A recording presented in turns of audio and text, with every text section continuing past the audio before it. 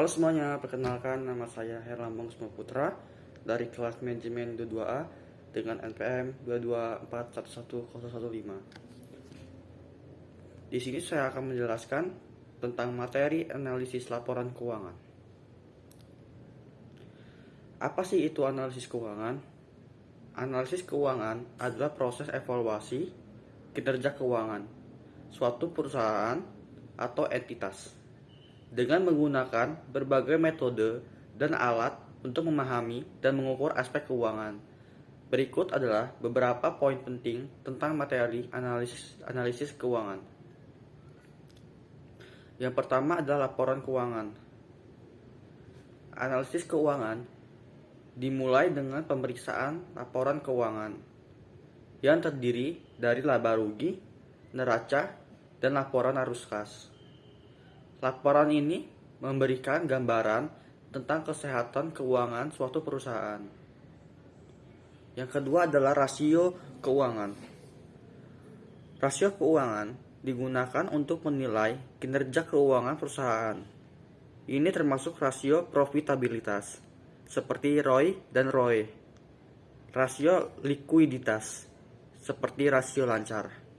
Dan rasio hutang modal, seperti rasio hutang terhadap ekuitas.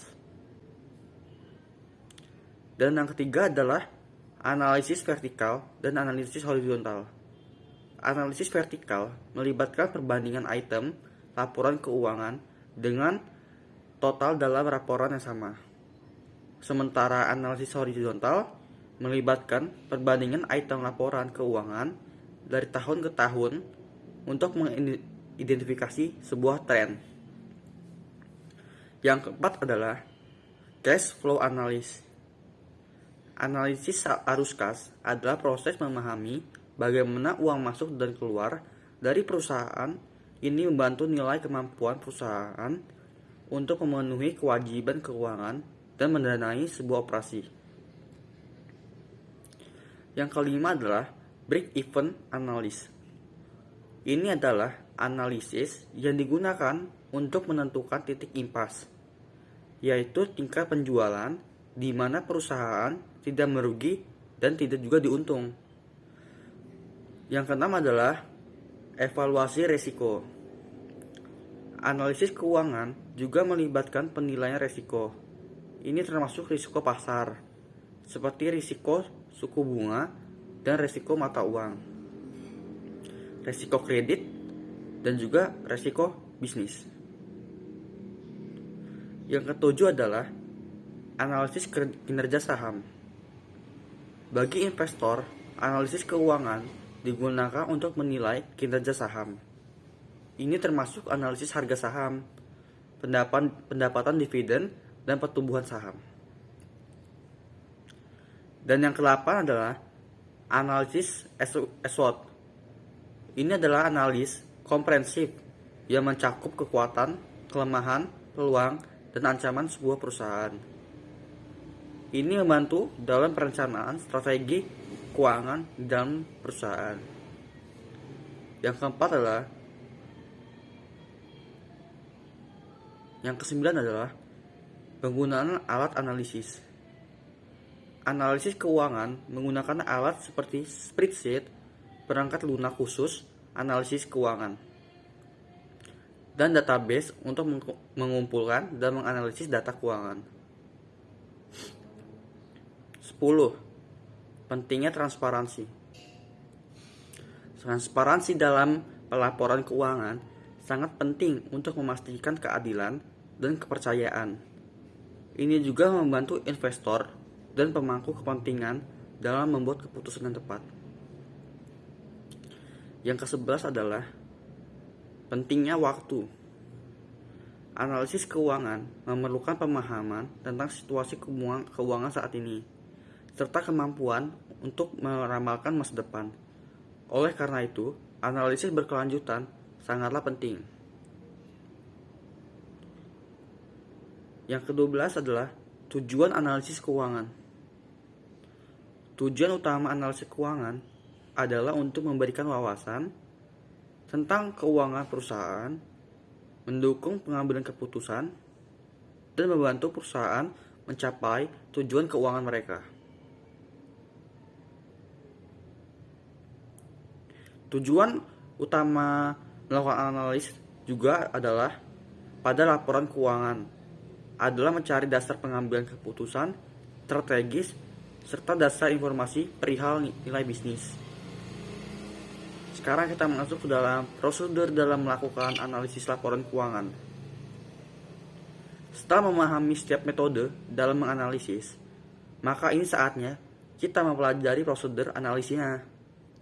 Berikut ini adalah langkah-langkah yang harus dikerjakan. Memahami latar belakang data perusahaan. Latar belakang data termasuk bidang usaha dan kebijakan akuntansi yang diterapkan oleh perusahaan. Yang kedua adalah memahami situasi yang mempengaruhi perusahaan. Kondisi ini termasuk informasi tentang tren atau kecenderungan industri, perubahan selera konsumen, perubahan teknologi, serta perubahan faktor ekonomi, seperti tingkat bunga, pendapatan per kapita, pajak, dan tingkat sebuah inflasi.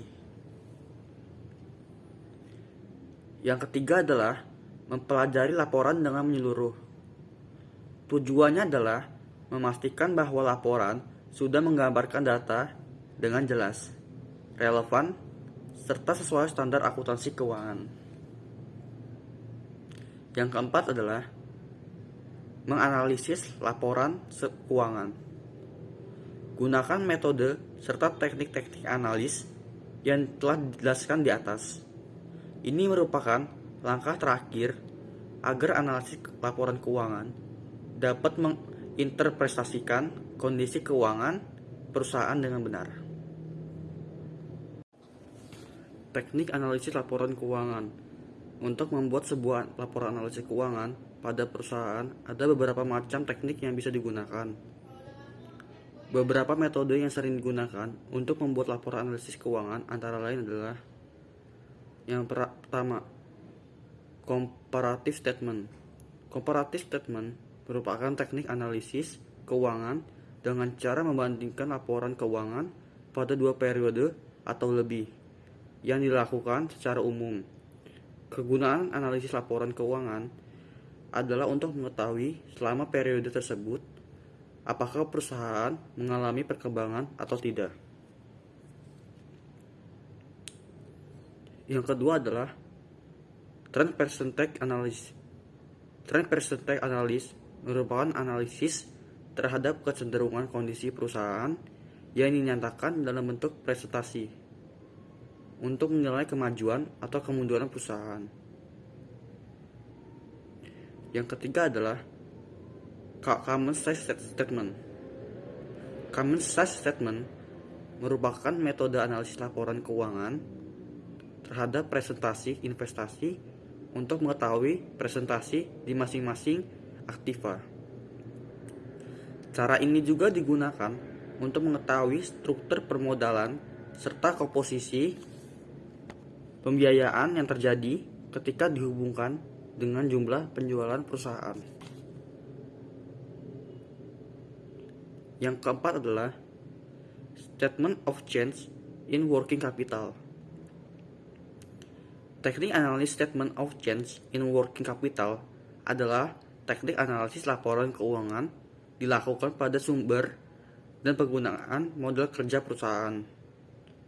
Analisis ini dilakukan untuk mengetahui sumber serta penggunaan modal kerja.